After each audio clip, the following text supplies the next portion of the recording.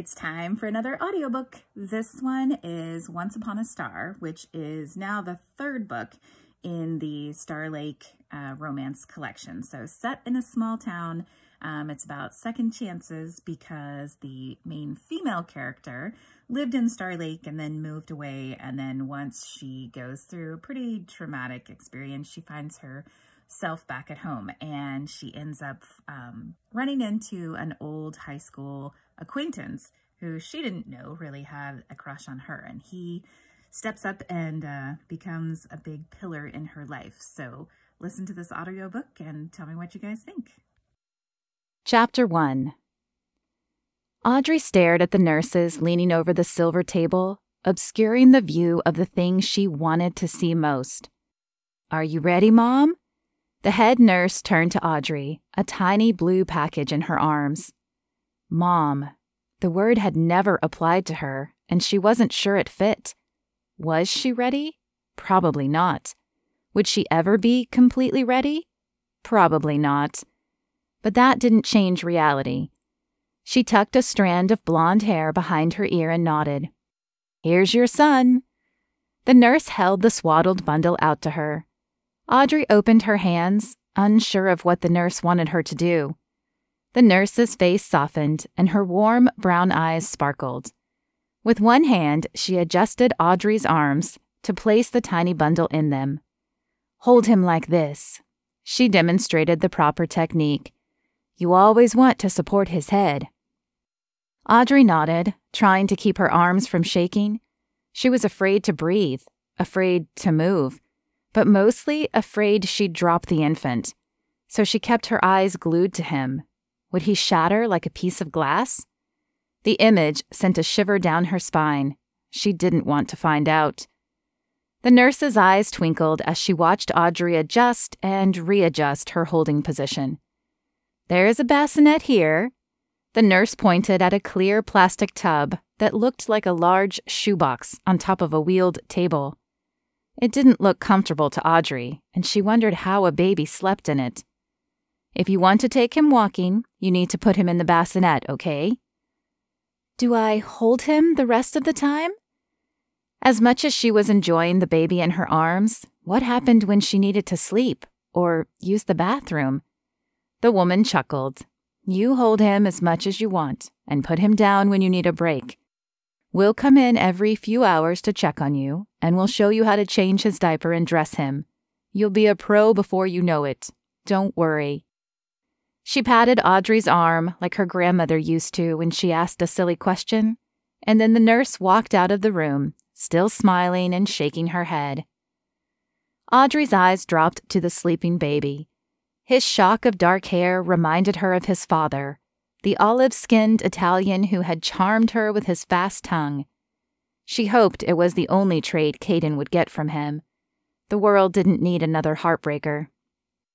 "I have no idea what we'll do, Caden, but we'll figure something out." Blake turned the glass on the countertop and glanced up at Max, who leaned against the back counter, arms folded across his chest, as if he were waiting for the answer to a question. The green of his plaid shirt matched the faded ball cap turned backwards on his head. "Sorry, did you say something? I'm distracted. It's just getting close to Christmas, and I miss Connie." A vision of the day she left popped into his head. Blake opened the door, expecting to see Connie on the other side in her Sunday best. The church service started in half an hour. Though Connie stood there, his smile faded as he took in her jeans and t-shirt. There was no requirement of the patrons to dress up, but Connie always wore a dress or skirt. "What's going on?" Blake asked. Connie bit her lip, and her eyes fell to the ground. "I wanted to say goodbye." "Goodbye?" "I can't stay any longer, Blake." Her eyes lifted to meet his, and he saw the shimmer of liquid in them. "I hoped I could make a life here, but I'm a city girl. I miss the lights and nightlife. I miss the excitement." "But we were discussing marriage last week." Blake struggled to make her words compute in his brain. "I know," she nodded. "And that's what's got me thinking. The thought of living the rest of my life here is depressing. So though I love you, I have to say goodbye." She leaned in and pecked his cheek before flashing a sad smile and walking back to her car. With a heavy heart, Blake watched her drive away before shutting the door and leaning against it. His brain tried to make sense of her departure. "I get it," Max said, leaning forward and dispersing Blake's memory. "It's not the same, but you're welcome to spend Christmas with Layla and me." Blake offered a half smile. "I'll consider it, but it's your first Christmas together. You've been in love with that woman since I've known you, and I don't want to be a third wheel. Besides, I'll probably hit the Christmas Eve service at church and spend the day with my mom. She's been lonely without my father around." Max shrugged and turned back to the kitchen to finish serving the lunch crowd. Blake took a bite of his hamburger, but while he knew it was delicious, Max was known for his burgers. It held no taste in his current mood. He fished a few dollars out of his wallet, laid the money on the counter, picked up his coat, and walked out the door. The McAllister development where he worked sat a mile up the road, but as he still had 15 minutes remaining on his lunch break, he decided to walk through downtown. His own house resided on the quiet outskirts of town, so other than hanging out with Max at the diner, he didn't spend much time in the downtown area. Blake pulled his coat tighter as the winter air bit through the heavy wool. Star Lake generally received 1 or 2 good snowfalls every winter, and though Christmas was still a few weeks away, the chill in the air made him believe the first snow was coming. He didn't mind the snow, but he enjoyed it more when he had someone to share the experience with. Curling in front of the fireplace alone held little appeal. Audrey shoved the last item in her suitcase and pushed down on the bulging bag as she tugged on the zipper. "Where are you going to go?" Desiree asked, leaning against the doorframe. Desiree was Audrey's roommate, and the two were about as different as night and day. Where Audrey was pale and blonde, Desiree had darker skin and long dark hair. "The only place I can," Audrey said with a sigh. "Home." The thought held little appeal. Her wealthy parents had given her access to her trust fund at 18, and Audrey had opted to move to LA to try her hand at acting. At first, it had been fun. She'd found a few jobs and been in a few commercials. But then the jobs had become fewer and farther between, and after she ended up pregnant, they had dried up completely. Now all the money she had saved was almost gone. Desiree's nose scrunched in disgust. "You'd go back to that tiny town? Why?" "I haven't had a job in months, Des. My savings have run out, and I can't go to work without someone to watch Caden. If I go home, I can get help from my parents until I get back on my feet." At least, she hoped they would help. They hadn't been too happy when she decided not to go to college, but she didn't think they would turn their grandson away, even if they didn't want to help her. Desiree shrugged and flicked her hair behind her bony shoulder. "Nothing in the world would make me return to my crappy hometown." Audrey knew Desiree's home life had been rough, but while she hadn't wanted to grow up under her mother's thumb, it hadn't been a bad childhood. "I don't know if I'll ever be back, but I wish you luck." After a quick hug, Audrey picked up Caden's car seat, slung her bag over her shoulder, and left the apartment she had called home for the last few years. Chapter 2. Audrey stood outside the mansion, her heart a lead anchor in her chest. She ran the possible options one more time, desperate for a new solution, but nothing came to mind. Her last $500 had paid for the flight and the rental car, so even if another way had existed before, it was gone now. Her finger trembled as she pressed the ornate gold doorbell. A young woman in a pale pink uniform answered the door. Though her face was unfamiliar, her position was not. Audrey's mother had always insisted on help. "Can I help you?" The woman's even and friendly tone didn't mask the sadness in her eyes. Audrey knew that expression too well. Though she loved her mother, Evelyn's overbearing personality and her obsession with money and status often left those around her feeling drained and empty. "I'm Audrey. Is Evelyn home?" The woman's eyes widened at Audrey's name. Her mother must have informed even the newest help of her wayward daughter, but the woman said nothing, just nodded politely and motioned Audrey to follow her. Audrey stared at the threshold. If she stepped over the line, there would be no turning back, and the anchor on her heart pulled ever tighter. Was this the only way? Audrey hadn't even spoken with her mother yet, and still she felt the imaginary noose tighten around her neck. Her throat dried up, and she closed her eyes to calm the beating of her erratic heart. "Are you all right?" Audrey's eyes flicked open. The young woman stared at her as if she were crazy, which perhaps she was. This was her mother, for goodness sake, not an axe murderer. After another deep breath, Audrey forced her foot into the grand foyer. It was exactly as she remembered it. The wooden floor gleamed a bright amber color, and the white marble columns sparkled as if they had just been cleaned, which, considering Evelyn's hatred of dust and clutter, they probably had been. A glass chandelier sent reflections of rainbows across the room, though they didn't lighten the oppressive mood that filled the room. Over the marble fireplace, a portrait of the family done 10 years ago stared back at her. The sullen girl in the portrait sent shivers down her spine. She had looked so petulant. Getting away from her parents had been good for her. The freedom of the past years had erased the scowl from her face and straightened her shoulders. If only she could have stayed away. "Wait here." The woman pointed to the white leather couch Audrey had once considered spilling grape juice on just to spite her mother. "I'll go get Mrs. McAllister."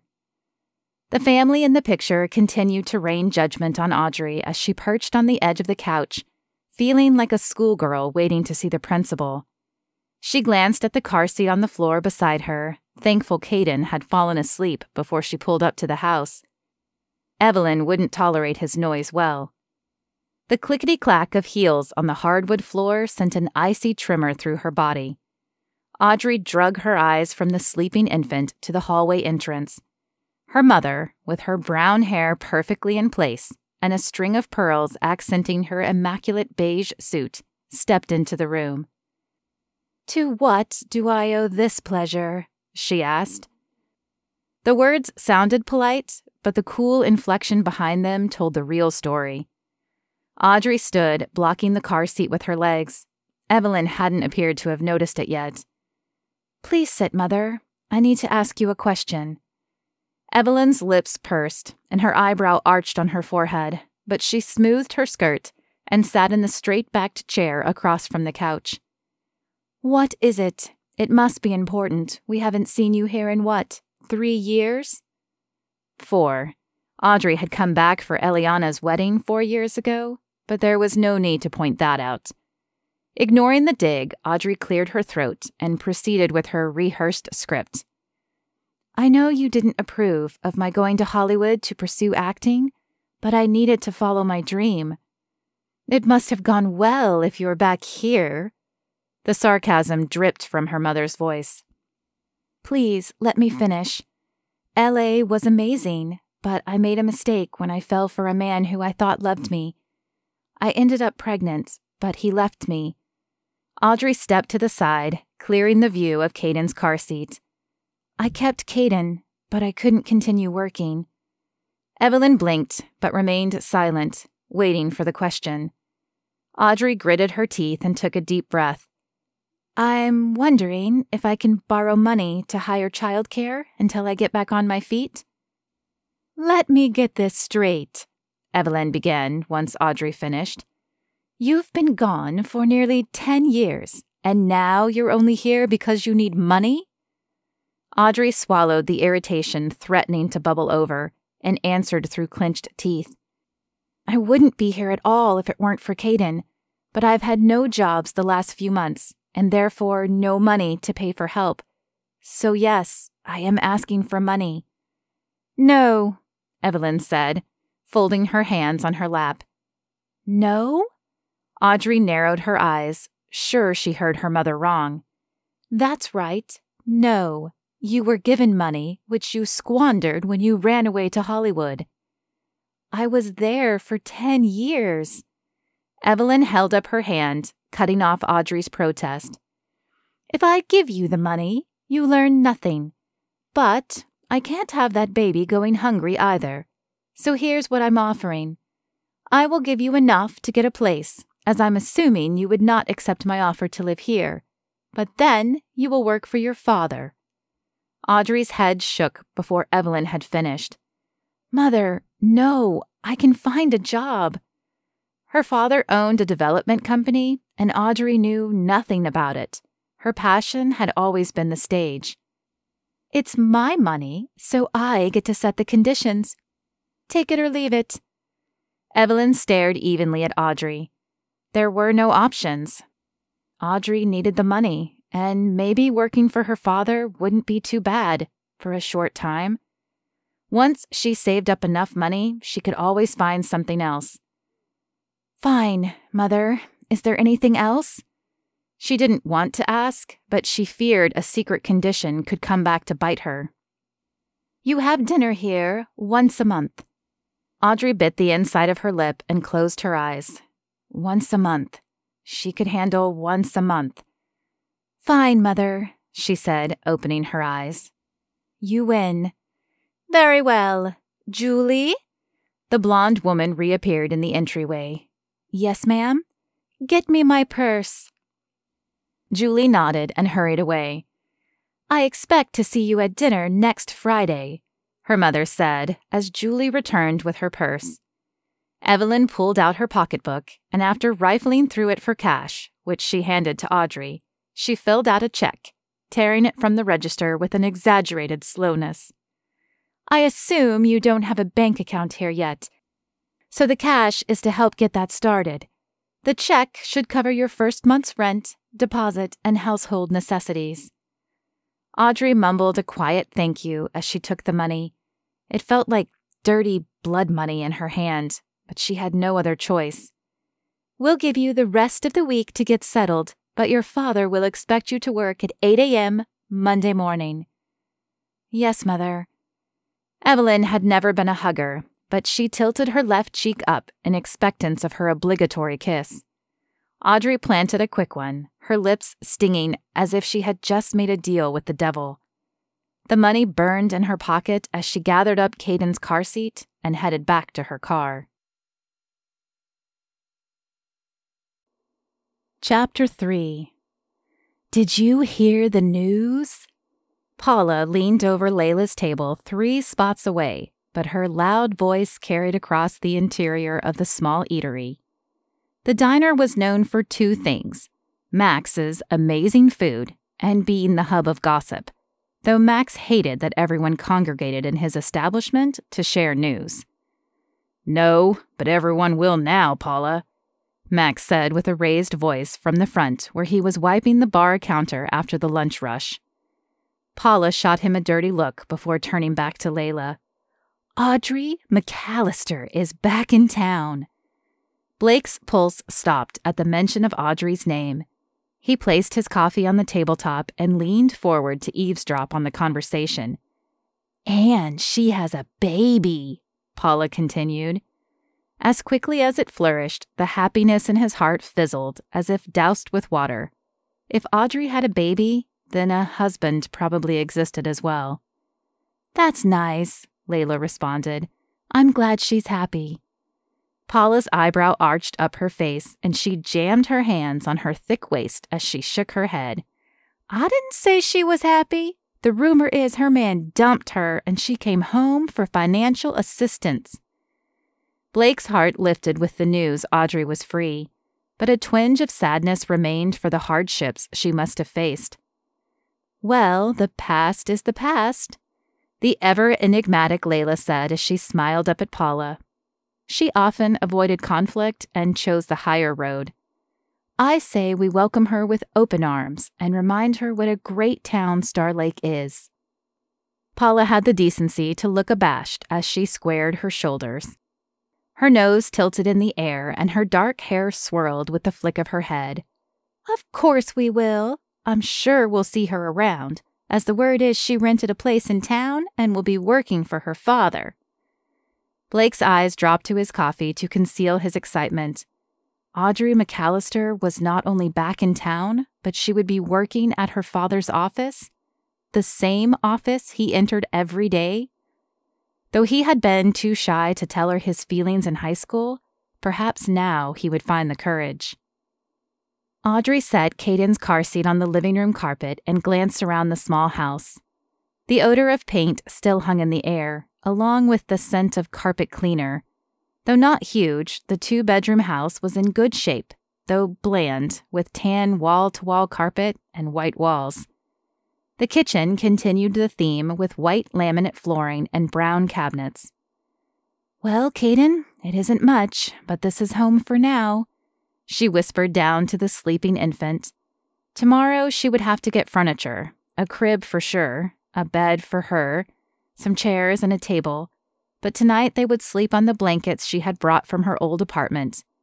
Blankets, clothes, and baby necessities were about all she had been able to bring on the plane. She added furniture and groceries to her mental to-do list, along with a cheap car. Audrey had sold hers to help pay for plane tickets. The sheer enormity of the growing list elicited a sigh from her as Caden continued to sleep. Jealous of his lack of responsibility, she tiptoed out of the house to grab the blankets and clothes from the car. When the bags were all inside, exhaustion settled on her shoulders and Audrey yawned. She wanted to curl into a ball and sleep for a week, but she knew it wasn't a possibility. Her internal censor told her Caden would be up soon to eat, and after that, she was sure sleep would be slow in coming, as sleeping on the floor had never worked well for her. The morning light peeked in the open curtains early the next morning. Curtains or blinds. She would need those too. Audrey tried to squint her eyes shut, but it was no use. Her stomach growled in frustration. She'd have to get up soon to feed it. At least she had thought to make a quick stop at the market downtown yesterday, and coffee and cereal waited for her in the kitchen. Stretching her arms, she tried to work the kinks out of her neck. The hard floor had taken a toll on her body, and every joint crackled in agony. Caden laid spread eagle beside her. He had woken like clockwork every 2 hours to eat, but thankfully he'd fallen back asleep quickly each time. With as little noise as possible, Audrey struggled to her feet. A shooting pain spiraled down her back as she tried to stand upright, and she leaned back to stretch the knot out. When her shoulders returned to their normal position, she tiptoed into the kitchen to make her breakfast before Caden awoke. The bright white of the kitchen hurt her tired eyes, and she squinted them shut as she rummaged through the bag from the market. She hadn't picked up much, but small plastic bowls, a mug, and spoons had been at the top of her list. Cereal and coffee were staples in her life. She ran the bowl under hot water to clean it, wishing she had remembered soap yesterday at the store. Another item she would have to add to the list for today's trip. Along with paper towels, she realized as she turned off the water and waved the bowl in the air to dry it off. Coffee, that was what she needed. A nice steaming mug of the hot liquid would kick her brain back into gear. But as she turned around, she realized she hadn't picked up a coffee maker either. With a sigh, she grabbed the cereal from the bag and filled the bowl before adding the milk from the very bare fridge. She'd have to make a caffeine stop, or she wouldn't make it the rest of the day. Caden woke as Audrey placed the rinsed-out bowl in the sink. After feeding him, she ran a quick brush through her long blonde hair before piling it onto her head in a loose ponytail. She needed a shower in the worst way, but she had to tackle this list first. After changing out of last night's clothes into a sweater and a pair of jeans, the temperature was much cooler here than in California. She loaded Caden up in the car. Her first stop was the Goodwill on the outskirts of town. Most of the groceries she could get at the general store in Star Lake, but they wouldn't have the furniture she needed. Luck was with her as she found a sturdy crib, a comfortable couch and bed frame, a decent dining room table, and a few scratched tables. The store even agreed to deliver the items later that afternoon for a nominal fee and gave her the name of someone they knew selling a gently used mattress. After buckling Caden in again, she pointed the car back to Star Lake's downtown. The diner was sure to have coffee. Whether it would taste good was another matter, but she doubted Star Lake had built a Starbucks, or any other coffee joint for that matter. In fact, she doubted much had changed about the downtown at all. Star Lake seemed to live in its own bubble, away from time and passing trends. Few cars lined the street as she pulled into a spot in front of the diner. As she grabbed Caden's car seat from the back, she noticed a new shop across the way, Sweet Treats Bakery. Maybe a few things have changed. If the diner's coffee is terrible, perhaps this new place will have a decent cup. The bell chimed overhead as she pushed open the front door.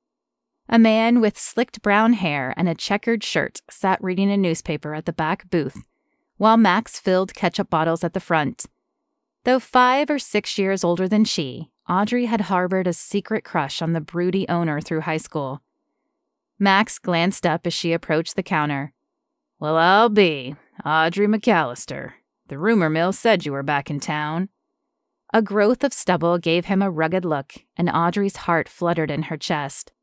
She placed Caden's car seat on the tile floor beside her before climbing onto the bar stool. "Hey, Max, it's good to see you. Let me guess. Paula?" She had taken a few dance classes with Paula in high school, and she remembered the busty woman often sharing tidbits of gossip. "Who else?" he asked with a crooked half-grin. Audrey had never seen Max's actual smile. "Can I get you something? The breakfast rush just ended, but I could whip something up for you." Audrey waved her hand, not wanting him to make a fuss for her. "I had cereal, but I could go for a cup of coffee." With a swift nod, Max grabbed a mug from under the counter and poured in the murky black liquid. "I don't have any fancy creamer if you wanted that. Presley, across the street, does more of the frou-frou coffee." He placed a cup of milk and a canister of sugar on the counter. "Is she the owner of the bakery?" Audrey asked, looking over her shoulder in the direction. "Yep. She moved back a few months ago. Evidently she studied in Paris for a time, but it didn't work out. She makes good pastries, too."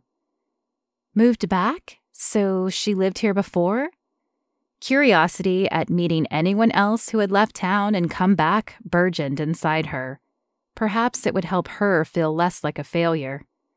"Yeah, Layla said she was a few years behind us in school, so she'd have been a few years ahead of you, I guess. I don't really remember her." Max shrugged and returned to filling the ketchup bottles. "You still keep in touch with Layla?" Audrey tried to keep her voice even. She had known, even back in high school, that one reason Max was still single was that he adored the pretty Layla Matthews. "Actually, Layla and I are together now." His hazel eyes pierced hers, and one side of his lip pulled up in a crooked smile, probably the closest thing he could do to a real one. There was no mistaking the pride in his voice, and Audrey swallowed her disappointment. "That's wonderful, Max. I'm thrilled for you." As she turned her attention to the coffee to hide her reaction, he finished filling the bottles and took them out to the tables. When her coffee was empty and she felt a little more awake, Audrey plunked down a $5 bill, grabbed Caden's car seat, and walked back to her car. He woke just as she snapped him in, so she climbed in the back seat next to him, pulled a bottle from her bag and fed him. She had never gotten him to nurse and had been forced to settle on bottles. After Caden finished, Audrey climbed into the front seat. Though it would be a quick walk to the market, the heavy carrier made driving more appealing. The general store parking lot was also mostly empty, as most people were at work. Audrey was glad. If Max and Layla had stayed in town, then peers she went to school with might have as well, and she wasn't ready to face them yet. After grabbing a cart and placing Caden's carrier in it, Audrey entered the store.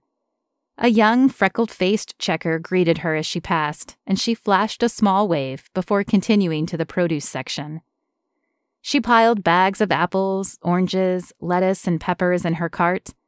She might no longer be in health-conscious Los Angeles, but she still wanted to regain her pre-baby figure. The extra 20 pounds she carried around now was a source of embarrassment, and a hindrance on her outfits. Not to mention it was a constant reminder of why Tony, Caden's father, had left her. As Audrey reached for a bunch of bananas, she heard a male voice speak her name. Turning, she spied a sandy-haired man with chiseled features and warm brown eyes. Though he looked vaguely familiar, she could not place how she knew him. "Audrey McAllister? Is that you?" His deep, rich voice flowed over her ears like silk. "Yes, it's me." She paused, racking her brain one more time for a name. "I'm sorry, I feel I should know you, but..." She shrugged, letting the sentence trail off without an ending.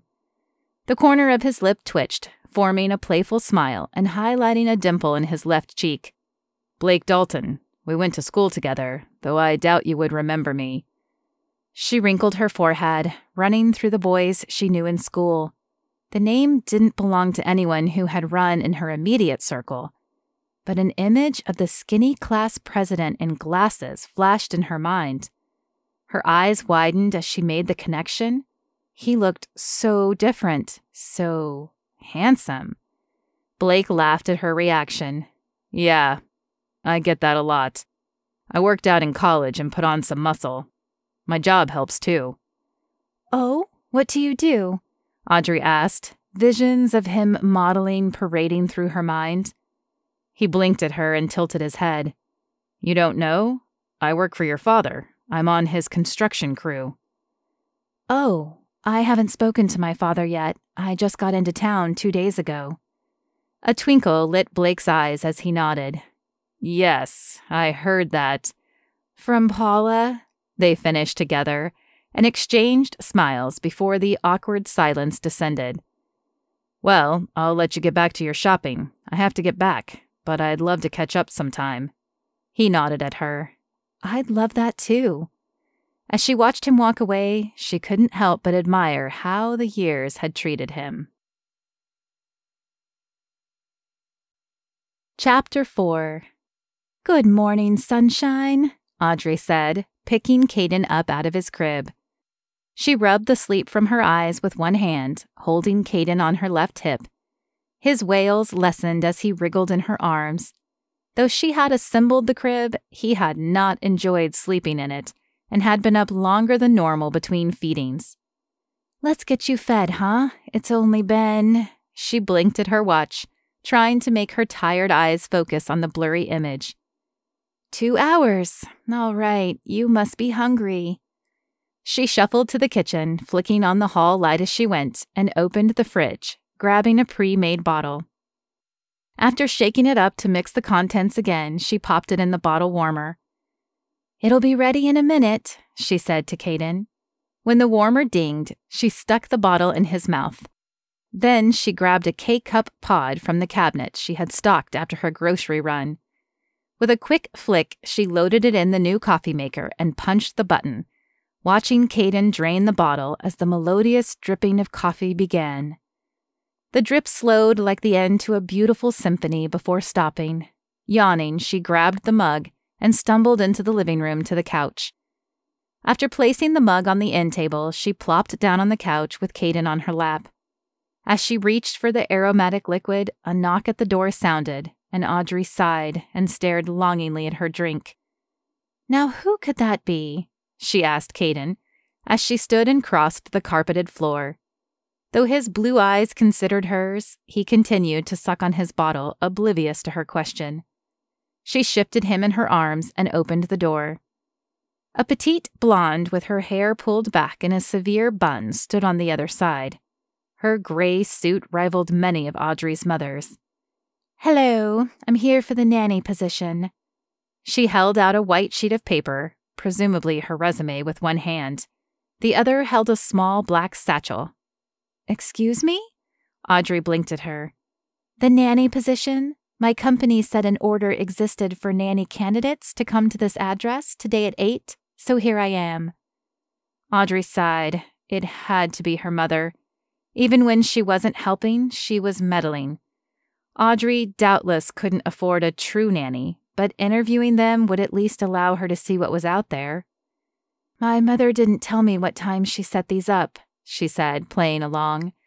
Her face flamed as she glanced at her checkered flannel pajama pants and t-shirt. I'm sorry, I haven't even dressed. That is fine, the woman said in perfectly proper English. I assumed I would take care of the child in the morning while you got ready for work. May I come in? Of course, I'm so sorry. Please come inside. Audrey stepped back, allowing the polished woman to enter. Her heels sank into the carpet as she crossed the living room, and though she said nothing, her nose wrinkled slightly in displeasure. The modest room was neat, but it was no Fifth Avenue penthouse. The furniture from the Goodwill was clean, but mismatched. No television sat featured in the room, as Audrey hadn't found one at the Goodwill, and no art adorned the stark white walls. Audrey surveyed the room from the lens of the woman and swallowed her embarrassment. She must look atrocious and poor to this woman, who worked for wealthy families. The woman eyed each furniture piece, deciding on the beige recliner. She perched on the edge of it as if afraid of catching something if she sat all the way back, and set the satchel on her lap. Audrey stifled a grin at her obvious discomfort. If this woman avoided a used chair, how on earth would she deal with a baby who spat up multiple times a day? With perfectly manicured fingers, the woman opened the satchel and pulled out another white sheet and passed them both to Audrey, who took them before returning to the couch. My name is Tess Fairchild. As you can see, I have impeccable references. I believe in a strict schedule as I find it helps the child adjust easier. I arrive at 7 to allow you to get ready for work, and I need to leave precisely at 6. Though I clean up after children, I do not do other housework. She folded her hands in her lap. Now, do you have any questions for me? So many questions spawned in Audrey's head. Where did she even begin? I should have questions, shouldn't I? Tess's head tilted to the right, and her right eyebrow arched, but she said nothing, just stared with an unwavering gaze. Okay, would you play with Caden? The image of this poised and proper woman crawling on the floor with a baby was laughable. I will make sure he has adequate playtime. That hadn't been her question, but it was probably the best this woman would give. I guess that's it then, Audrey stood, signaling the end of the interview. Very well, I look forward to hearing from you. Tess smoothed her skirt as she rose from the chair and crossed the floor, stepping with her toes to keep her heels out of the carpet.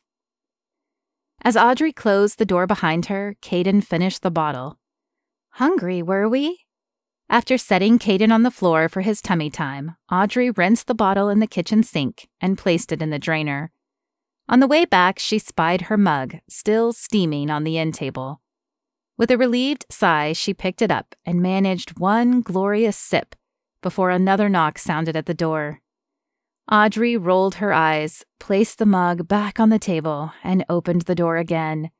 A thick, elderly woman returned her gaze from the other side. Hello, I am Helga, and I am Nanny. Her German accent made the words hard to understand. Of course you are, Audrey said under her breath. But Helga hadn't heard her as she had muscled her way past Audrey and into the living room. It is small. This is it? She asked. Audrey assumed she meant the house and nodded.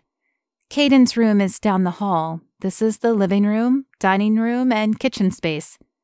Good. Easier to keep clean. I do only light housework. Here are my resume and references. 2 more white pieces of paper appeared under Audrey's nose. Similar to the previous woman, the references on the resume were impeccable, but impersonal. Helga rattled off her rules, never bothering to sit down. Instead, she paced like a predator stalking a prey. Her heavy footsteps sent shudders along Audrey's spine. She could not imagine Caden spending all day with this large, fear-invoking woman. He must have had the same idea, because as Helga leaned over him, he let out a loud wail and flailed his tiny fists. Audrey picked him up, and as soon as she could, she ended the interview. Okay, little one, let's change your diaper and lay you down for a nap. After grabbing a diaper and some wipes from the nearby stash, Audrey laid Caden on the carpet and unzipped his sleeper. Before she had gotten his legs out, another knock sounded. "You've got to be kidding me," she whispered to Caden. "Come on in. The door's unlocked." "That's a good way to get robbed," Eliana, her older sister, said, poking her head in. "Ellie!" Eliana was 3 years older than Audrey, but the two had grown up close friends. After Eliana married and stopped coming around as often, Audrey was the only one for her mother to focus on.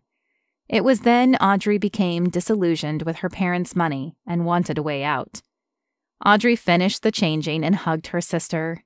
"Sorry I didn't open the door for you. I figured it was another nanny."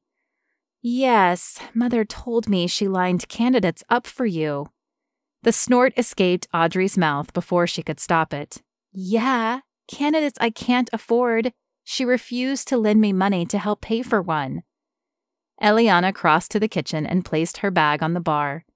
With her dark hair, she was the antithesis to Audrey. Growing up, people had often asked if they were related. Audrey had taken after their mother's fair complexion, while Eliana had gotten their father's darker hair and skin. "Hand me my nephew." "Ugh, I don't think I can handle any more interviews," Audrey said as she handed the baby over. "Want to stay and help?" Eliana pursed her lips, pretending to think before smiling and shaking her head.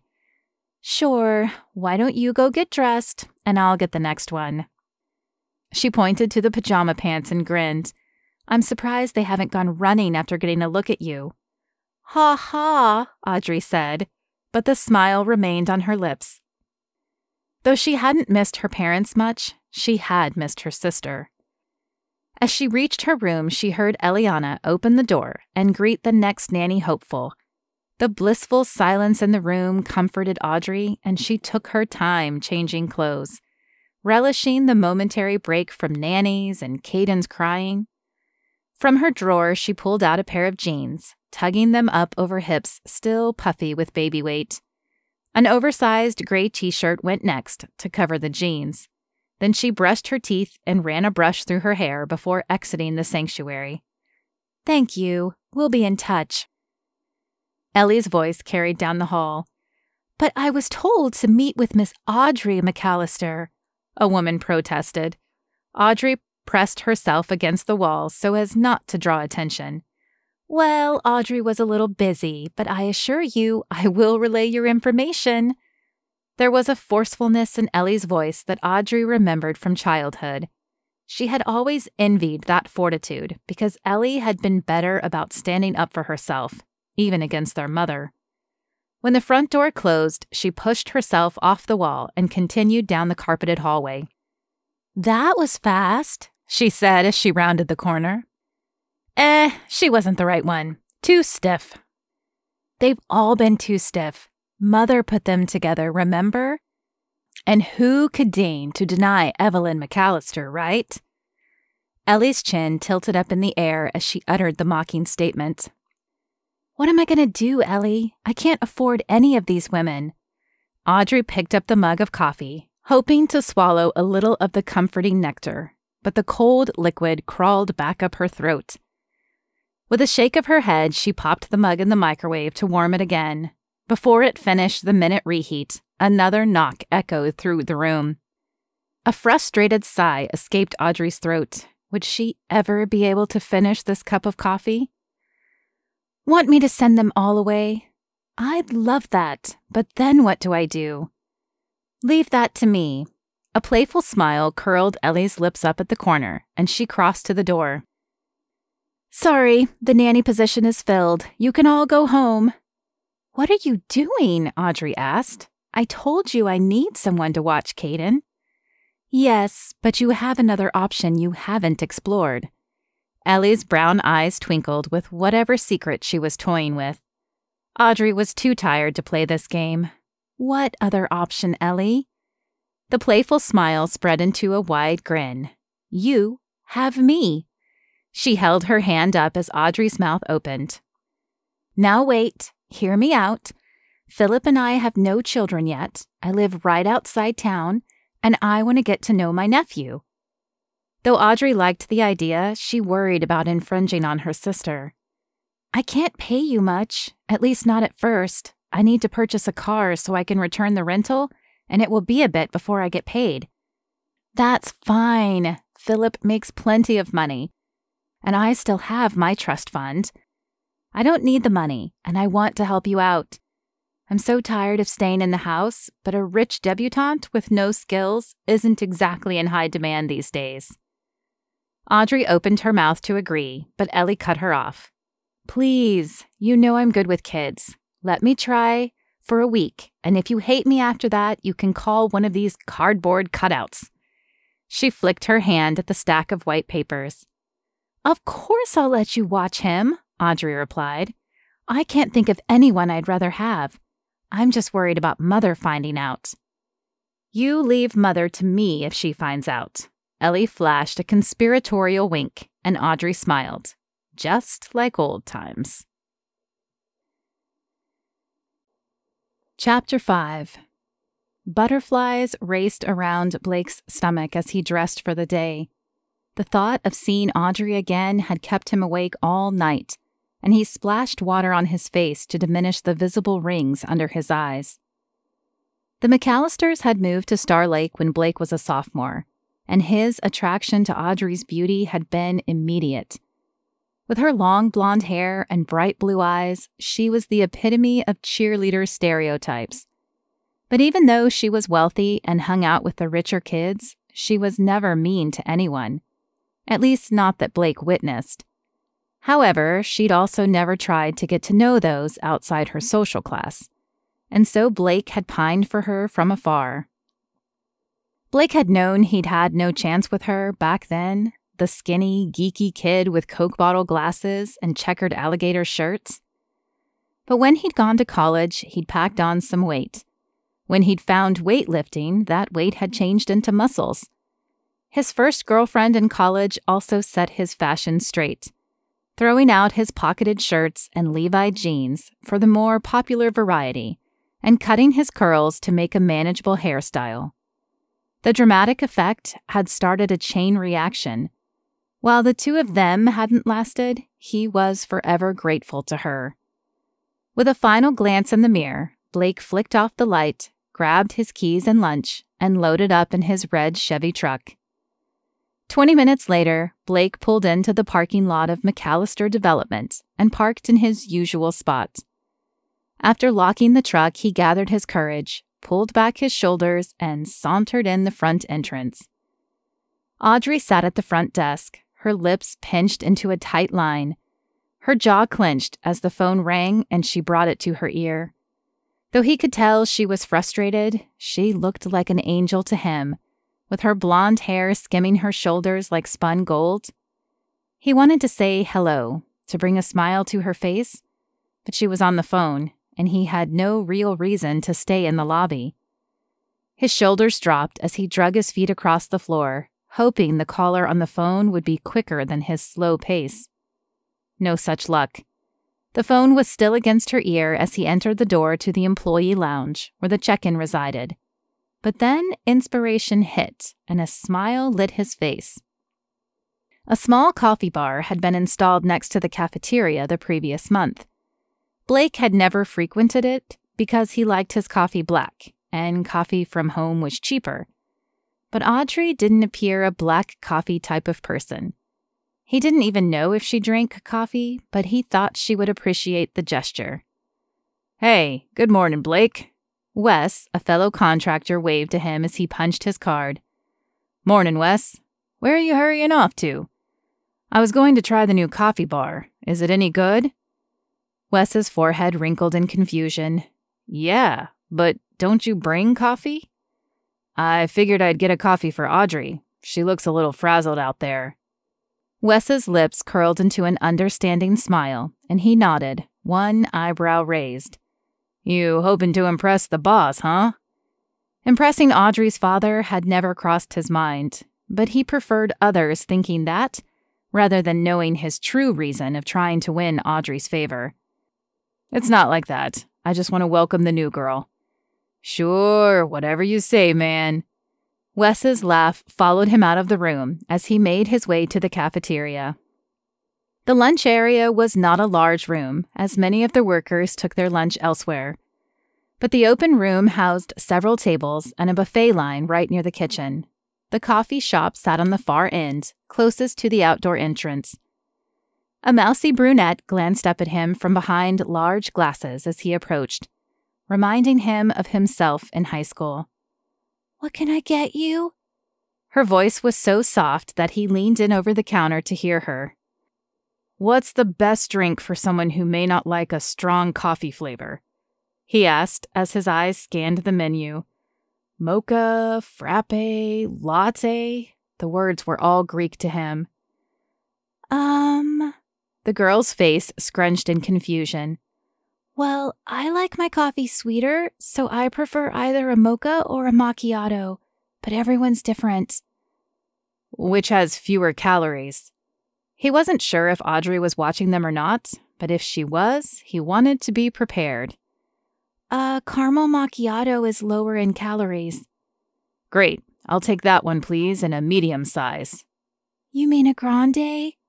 "Is that medium?" he asked, confused. "Yeah," the woman nodded. What rock have you been living under?" expression on her face. "Then that one." A few moments later, she placed a cup on the counter. "It's $4, she said. Ah, yes. This was why he brought his coffee from home. How did people afford specialty coffee? "Aren't you going to taste it?" she asked as he picked up the cup after forking over his money.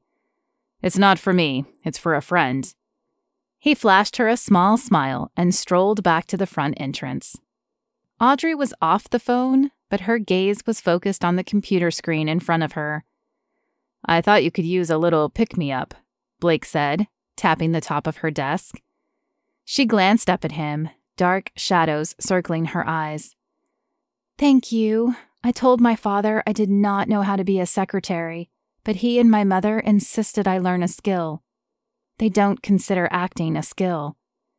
"Well, that's because they never watched you on stage." Blake flashed a smile, wishing he could bring one to her face. The memory of her playing Juliet their senior year still popped into his mind occasionally. He had never been a fan of Shakespeare, but watching her on stage had made it tolerable. A sad smile played across her lips. "Yeah, maybe. Well, thank you anyway. I gotta get back to this." "Of course. I hope it gets better." He had hoped to ask her out, but now did not seem the right time. He would just keep praying for an opening to become clear. Chapter 6. "How was the first day?" Ellie asked as Audrey dropped her purse on the floor and collapsed into the couch. Audrey exhaled a giant sigh. "I don't think I'm cut out for secretarial work. Everything went wrong. The only positive part of the entire day was lunch, and the coffee Blake brought me this morning." Ellie's eyebrow lifted and she crossed her arms. "Who's Blake?" Audrey shook her head. "A peer from high school. He said I looked as if I could use a pick-me-up, and he brought me a coffee." "Yeah, I'm sure he's just a guy from high school," her sister stated sarcastically. "Sounds like he has a soft spot for you." "Stop it. I'm a single mom still struggling to lose baby weight. I'm not what one might call a hot commodity." Self-esteem had never been Audrey's strongest suit. It was probably why she had fallen for Caden's father in the first place. She had known Tony hadn't been the marrying kind, but she had let herself believe she could change him. "You are incredible, little sis. Don't sell yourself short." Ellie patted Audrey on the shoulder before grabbing her bag. "Caden was perfect today. He laid down for a nap an hour ago. I'd stay and chat, but I promised Philip I'd make dinner tonight." "Thanks, sis. See you tomorrow?" Audrey pushed herself off the couch to give Ellie a hug before shutting the door behind her. As the silence descended, her mind rehashed Eliana's remarks. Could Blake be attracted to her? Or was he being nice because she was the boss's daughter? Before she could reach a conclusion, Caden's cry pierced the air. With a sigh, she pushed the prospect of romance from her mind and headed to Caden's room. Audrey arrived at work the next morning, eager to try out her new idea. After taking care of Caden the night before, her mind had wandered back to the possibility of Blake's attraction. And while she wasn't sure she was ready to date yet, she could use companionship. So she had decided to ask him to dinner. If he declined, then he had brought the coffee to be nice. If he said yes, either he liked her or at least wanted to become better friends. It wasn't a foolproof system, but it was better than waiting and wondering. After straightening the desk from the disarray she left it in yesterday, Audrey sat in the chair and began the task of reviewing documents for the day, while keeping one eye peeled for Blake. He entered a moment later, smiling her direction. "Morning. Better day today?" "Well, we'll see," she answered with a slight laugh. "Thank you for the coffee yesterday. It was the highlight of the day." "You're welcome. Anytime." So I was wondering." A bout of shyness descended on Audrey, tying her tongue and forcing her eyes to the desk. "I wanted to invite you to dinner." She glanced up from lowered lids. "As a thank you." The dimple appeared in his cheek as he returned the smile. "While no further thanks is needed, I'd love to have dinner with you. In fact, I wanted to ask you out, but you beat me to the punch."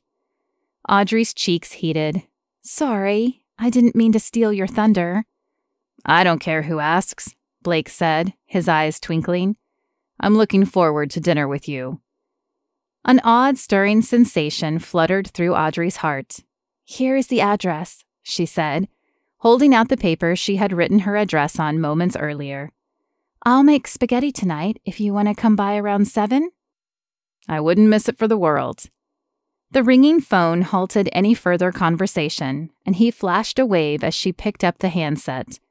Though her attention should have been on the caller, she couldn't help but watch Blake exit the room. When work ended, Audrey hurried out of the office and to the general store. Not sure if she had everything she'd need at home, she decided to just purchase all the needed ingredients. The dinner had to be perfect. The sky outside was darkening as she parked the car. Was it possible it might snow tonight? Audrey hoped it would hold off at least long enough for her to get home. As the chill permeated her coat, she ducked into the store and grabbed a basket. Pasta, sauce, meat, and bread found their way into her basket and then onto the checkout conveyor belt. With the bill paid and the groceries tucked in the front seat, she sped home. "Can you stay a little longer tonight?" she asked Ellie as she muscled the bags into the house. "Why? What is all this?" Ellie asked, her forehead wrinkling in confusion. "I'm fixing dinner for Blake." A sly smile crossed Ellie's face, and her left brow arched. "Just friends, huh?"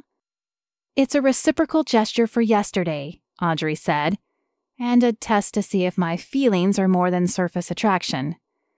"Uh-huh. A simple thank you wouldn't suffice? You had to cook the man dinner?" Audrey set the bags on the counter and turned to her sister. "Okay, he's cute, and I'm not sure I'm ready to date yet, but it couldn't hurt to see if there's something there, right?" "Of course not. And I don't think it's too early to date either. You said Tony left when he found out you were pregnant, right?" Audrey nodded, not wanting to correct her sister and share that Tony stayed until she gained weight and started wearing stretchy pants. "Then I think it's time you forgot him and looked forward to the future. And this Blake sounds like a nice change. Now, go shower and clean up. I'll start the spaghetti." "Thanks, Ellie." Eliana nodded before shooing Audrey out of the kitchen. After a quick shower and a change of clothes, Audrey returned to the kitchen to take over, but Caden had woken, and Ellie shoved the bottle in her hand and ushered her to the living room instead. Gratitude flooded Audrey. It had been hard being away from Caden all day, and she relished holding him and watching him eat. But a small part of her felt guilty that Ellie was slaving away in the kitchen, making a dinner she promised to someone else. It was spaghetti, which wasn't rocket science, But still, Ellie had her own husband to cook for. The doorbell rang as Caden finished his bottle. After setting it on the table, Audrey stood and opened the door for Blake, who had changed as well. His dark green shirt brought out tiny tan flecks in his eyes, but it was the flowers in his hand that captured her attention. The small bouquet held 6 delicate orange roses, and she wondered if he understood their meaning of bridging a friendship into a romance. "You look beautiful," he said, holding them out to her. "Thank you. You do too. I mean, handsome. You're handsome." He smiled as she stumbled over the words. Dropping her eyes, she took the roses with her free hand and waved him inside. He followed her into the kitchen, where Ellie was putting the finishing touches on dinner. "This is my sister, Eliana. She's been watching Caden for me while I work, and she made dinner tonight." "But only because you needed time with your son," Ellie said, jumping in and smoothing Audrey's awkward statement. "Hi, I'm Ellie," she added, sticking out her hand. "Blake," he responded, returning the shake. Ellie wiggled her eyebrows at Audrey in approval before turning back to the stove. "And this is my son Caden," Audrey said, thankful that Blake hadn't seemed to catch Ellie's gesture. "He's the reason I'm back in town." "He has your smile." "And he's going to go lay down and give you guys dinner time," Ellie said as she took Caden from Audrey's arm. "Ellie, you don't have to. You've already been with him all day." "Nonsense. I already checked in with Philip and he has to work late, so I have nowhere to be. This way I can keep him entertained and you two can have a nice dinner as adults." Before Audrey could protest, Ellie fled with Caden, leaving Audrey and Blake staring awkwardly at each other. Blake broke the ice first. "Your sister is amazing." "Yes, she is." Audrey laughed, easing the nervous tension in the room. "And the dinner smells marvelous. It would be a shame to let it get cold. So, shall we?" "Of course. Yes, let's eat."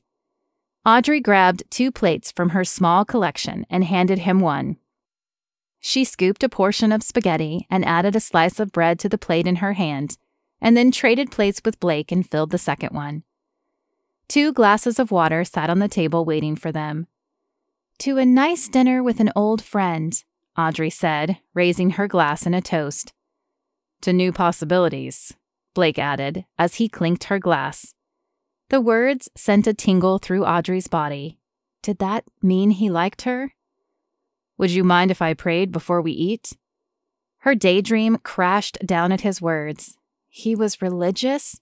She had never been one for religion herself. It held too many rules that reminded her of her overbearing mother. But as Blake was a guest in the house, she kept her opinion to herself and nodded her head. One little prayer wouldn't hurt anything. But the flames she had felt fanning inside her now smoked, as if doused with water. When he finished, an uncomfortable silence fell across the table, and Audrey wondered if she should just end the date. But a voice inside her head wanted to know why. "Why do you pray?" The question seemed to catch Blake off guard, and he blinked at her. "You mean you don't?" Audrey shook her head. "I was never religious. My parents never saw the need. But I tried praying in Hollywood. God didn't answer." She picked up a piece of garlic bread and took a bite. "What were you praying for?" he asked, "if you don't mind me asking." Audrey shrugged. "I prayed to find work, and I received enough roles to pay the rent. Then I met Tony, and things improved until I got pregnant. I prayed not to be pregnant, but that one wasn't answered. When Tony left me, I prayed for work, but God didn't answer that one either." Blake's lips folded in as if he were biting the inside of them. After a long pause, he spoke. "I'm not God, and I can't explain why it sometimes seems as if he says no to our requests. But I think you might want to try praying in a different way." Audrey's eyes flicked to his.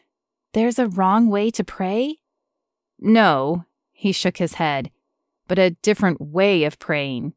Jesus said we are to pray, 'Thy will be done,' yet many of us pray just like you did, for our will to be done." I never knew that. Even though her words were audible, they were quiet, meant more for herself than his benefit. Another silence descended between them, but it wasn't an uncomfortable one this time. Audrey racked her brain for something to say when Blake sucked in his breath and pointed outside.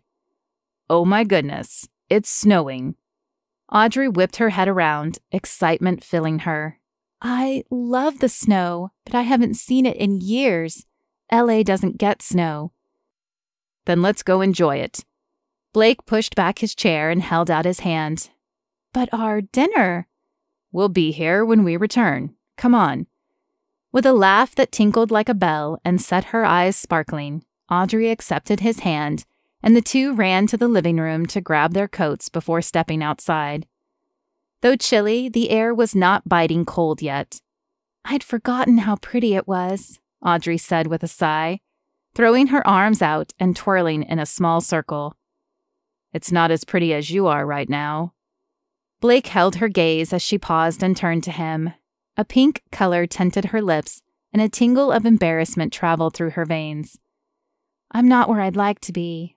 This baby weight is stubborn. Her eyes dropped to the ground as her self-consciousness took over. With one large step, Blake covered the distance between them and grabbed her hands. You are beautiful, Audrey McAllister. I've thought so since the first day I saw you in high school. But this isn't high school, Audrey began, glancing up at him from the corner of her eye. I'm glad it's not, he said with a smile. I wouldn't have the nerve to do this if it were. With his right hand, he tilted her face up until their eyes met.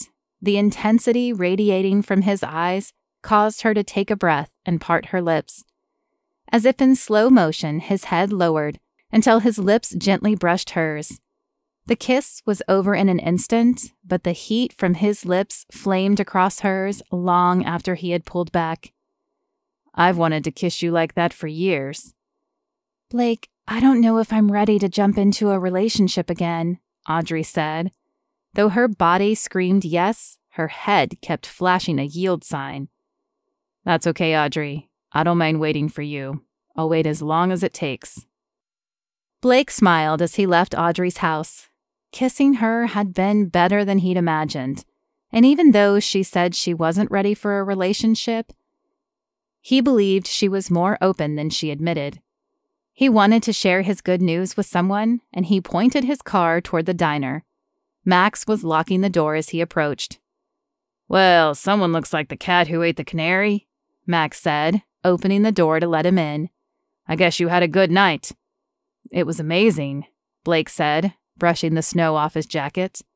That's good. Max picked up the chairs, turning them upside down on the tables. But, though he hadn't said it, Blake felt the unsaid word. Nothing. I just don't want to see you hurt again. I don't know Audrey well, but she left once. How do you know she'll stick around this time? I don't, Blake said, trying to hold on to the elated feeling he had walked in with.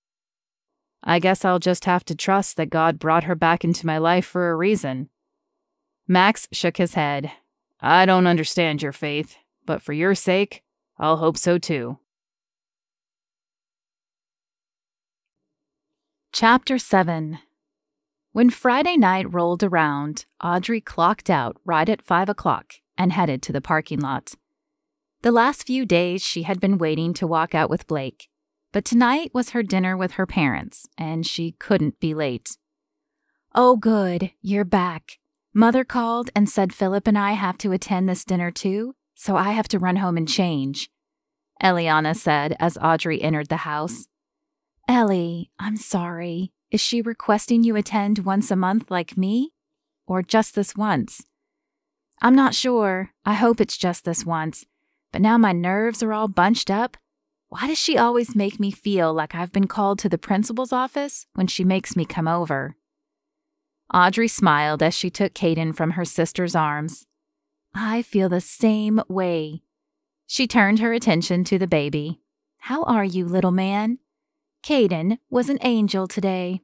I wonder how Mother will deal with a baby. Is it awful that I kind of hope he throws a fit and makes a big enough mess that she won't make us come back? I don't think so, Ellie said with a laugh. I'd have the same thoughts. Okay, I have to run and change, but I'll see you there. Ellie's car wasn't at the mansion when Audrey arrived. She stifled the sigh, threatening to escape. Seeing her mother again would be a lot easier with Ellie to act as mediator. A check of the clock revealed only a few minutes before 7, so surely she would arrive soon. After turning off the engine, Audrey grabbed Caden's car seat from the back and drug her feet up the walkway to the front door. It was just dinner, so why did it feel like impending doom? Julie answered the door before the bell had finished ringing. "She's waiting for you in the dining room," she said in a clipped tone. Audrey knew she had been cutting it close, but she wasn't late, unless her watch was off. Audrey followed Julie into the spacious dining room, decorated in creams and golds to make it appear more opulent. A large table filled the middle of the room, though Audrey could never remember having people at dinner. Her father, Bruce, sat at the head of the table, a newspaper open in his hands. Though he had the money to buy whatever technology he wanted, he had never given up the paper newspaper, claiming reading it online just wasn't the same. "Ah, finally. I thought perhaps you were breaking our deal," Evelyn said, rising from the chair next to her father. "Please come sit down and join us so we can eat before the food is ice cold." "I'm not late, Mother. My clock said it was 6:57 when I pulled in." Audrey worked hard to keep the irritation out of her voice. With an exaggerated gesture, Evelyn glanced at the diamond-encrusted watch on her wrist and pursed her lips. "Perhaps it is time you obtain a new watch. Mine shows 10 after 7, and I highly doubt you took 10 minutes to get here from the atrium." This would be harder than Audrey thought. Where was her sister to help out? After placing Caden's carrier on the floor next to her father, Audrey pulled out the chair across from her mother and sat down. "Are we waiting for Ellie?" "Eliana called and said Philip is sick, so they will not be making it tonight." Dread settled in Audrey's stomach. "Ah, Audrey," her father said, lowering his newspaper. "Good to see you again. How are you enjoying work?" "The position is challenging, to be sure, but I think I'm getting a better hang on it." "Good, good." "Can we eat now?" The vein of contempt was ripe in Evelyn's voice. "Of course." Bruce folded his newspaper and placed it under the plate. Evelyn picked up the dainty silver bell at the end of the table and rang it. Audrey closed her eyes and took a deep breath. How did her parents justify this? They didn't need anyone to wait on them hand and foot. Julie appeared a moment later, pushing a cart laden with small china bowls. Without a word, she placed one before Evelyn, Bruce, and Audrey, and then stepped back and waited. "Thank you, Julie. That will be all," Evelyn said, and Julie curtsied and left. Not thinking, Audrey lowered her head and closed her eyes. After their dinner on Tuesday, she and Blake had eaten lunch together the rest of the week. And though she still wasn't sure she was ready to be religious, she had shown respect and bowed her head each time. "What are you doing?" Evelyn asked. Audrey's head popped up, a faint heat searing across her cheeks. "Sorry, I've been seeing Blake Dalton, and he prays before every meal. Bowing my head was just habit." "Blake Dalton," her father said, rubbing his chin. "Why does that name sound familiar?" "Because he works for you, Dad. He's on the construction crew." Audrey shook her head, wondering how he could not know one of his own employees. "You've been seeing one of your father's employees?" Evelyn asked. "Well, we only had one real date, but we've been having lunch together. I like him. He's nice." "You can't keep seeing him," her mother said, lowering her head and dipping her spoon into the bowl, as if the discussion were over. "What do you mean I can't keep seeing him?" White, hot anger bubbled in Audrey's stomach. "I'm a grown woman. You can't tell me who I can and can't see. Maybe not, but you are a McAllister. We marry higher than common construction workers. The anger grew so intense that red flashed across Audrey's eyes. That is horrible, Mother. Just because he's a construction worker doesn't make him less of a person. And no one said anything about marriage. I'm not ready to marry. We had one date, for goodness sakes. It took all of Audrey's strength to keep her voice even, as Caden was sleeping in the carrier beside her, and she didn't want to wake him. Dad, tell her that Blake is a good guy. While Bruce rarely stood up to Evelyn, he was more level-headed and not as obsessed with status. Blake is a good guy, but... I can't believe you two. This is the reason I moved away to LA, she said, emphasizing each word. I didn't want to end up like you guys, so obsessed with money. Why can't you find someone like Philip? Her mother asked. Stop it. You've always compared me to Eliana. I was never smart enough or pretty enough for you. Now I can't even date the right guy? You know what? Fire me if you want. I'll pay back what I borrowed as soon as I can, but I'm going to keep seeing Blake. Evelyn's mouth dropped open, but before she could say anything, Audrey leaned down and grabbed Caden's carrier. I'll show myself out. Her anger didn't fade as she stomped out of the front door and climbed into her car. Though as she closed the door, the fear set in. If she lost her job, how would she pay her rent?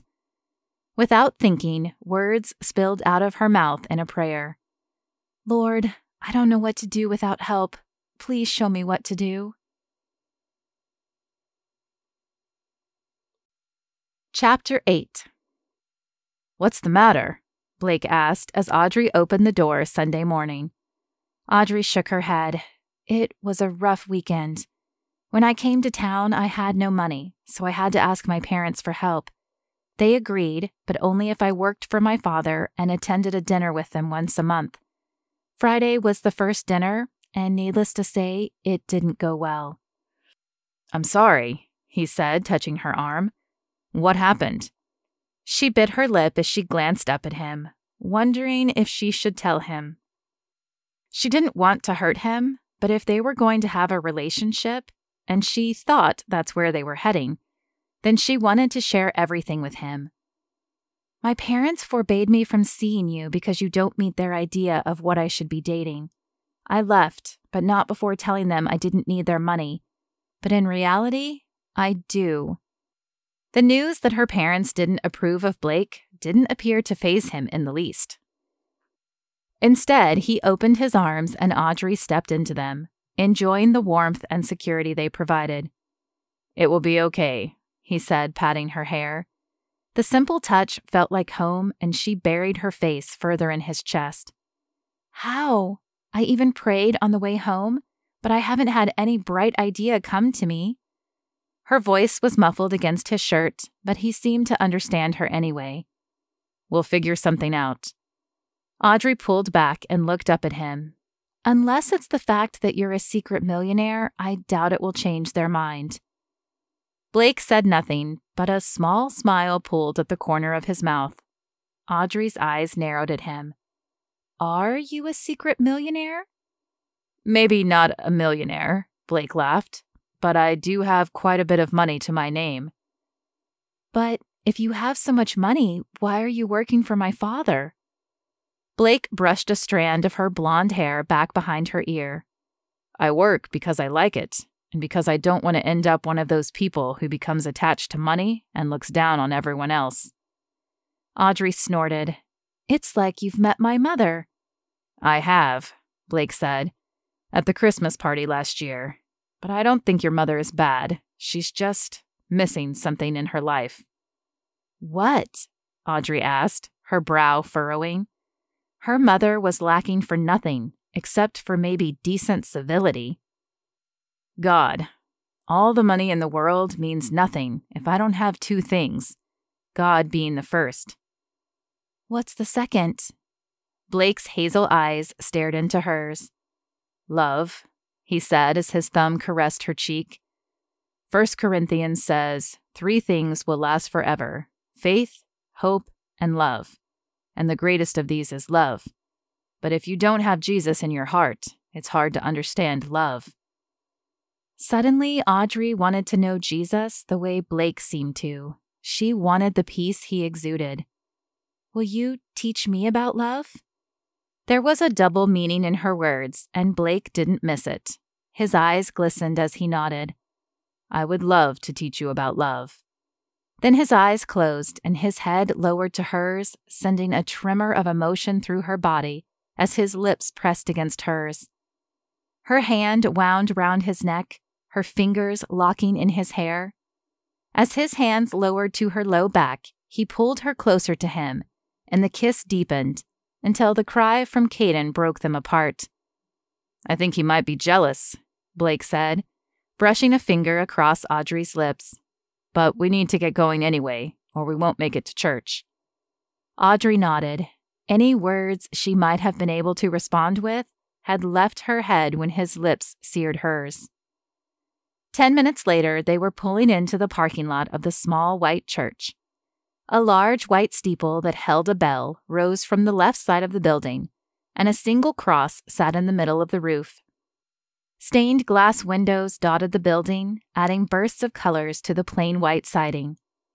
Blake grabbed Caden's car seat from the back and slung it over his left arm, leaving his right hand free to clasp Audrey's hand. When his fingers entwined with hers, she couldn't stop the smile that spread across her face. Hello, Blake. Good to see you. A young man with dark hair and a bright smile greeted them as they approached the entrance. Hello, Pastor Tom. It's good to see you again, too. Are you teaching today? Yes, sir. Pastor Robert is taking a few weeks off. This is my friend, Audrey McAllister. Audrey, this is Pastor Tom. Tom's eyes widened at the name, and Audrey smirked. Yep, Bruce McAllister is my father. I'm sort of the black sheep of the family, I guess. Well, sheep of all color are welcome here, Tom said with a laugh. We will have to try to get your parents to join us. Audrey rolled her eyes. Good luck with that. Religion isn't their thing. But it wasn't yours either, remember?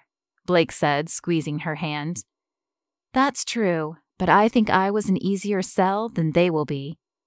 We'll keep praying regardless, Tom said, and we're glad to have you here today. Audrey followed Blake into the sanctuary, feeling out of her element. She couldn't remember the last time she had been in a church. Rows of chairs filled the open room, and a stage at the front held a piano, a drum set, and a few guitars. One large white screen hung on the wall at the very back of the stage. As Caden was awake, Audrey rescued him from the carrier after they sat down and held him on her lap. His eyes flicked back and forth as if taking the new environment in. The room filled quickly, and those who knew Blake came by and greeted him. Blake was careful to introduce her each time, but she knew she would never remember all the names. Perhaps after she had been coming a few weeks, they would stick in her memory. She paused at that thought. She had never planned to stay when she came home, but the idea didn't sound so bad now. When the music started, Audrey found herself swaying to the beat, though she didn't know most of the words. Blake sang beside her, his voice a clear, strong tenor.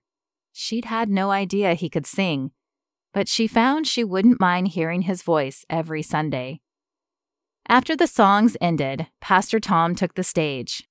Audrey had no Bible, but Blake held his out so they could look at it together.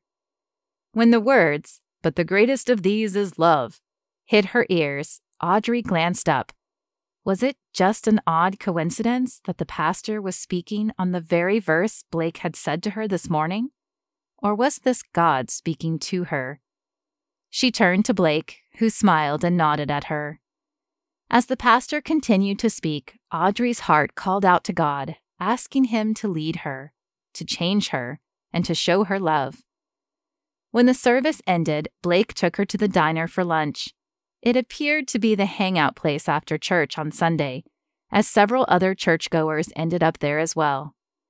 Audrey was glad Blake didn't call them over or ask them to join their table, though.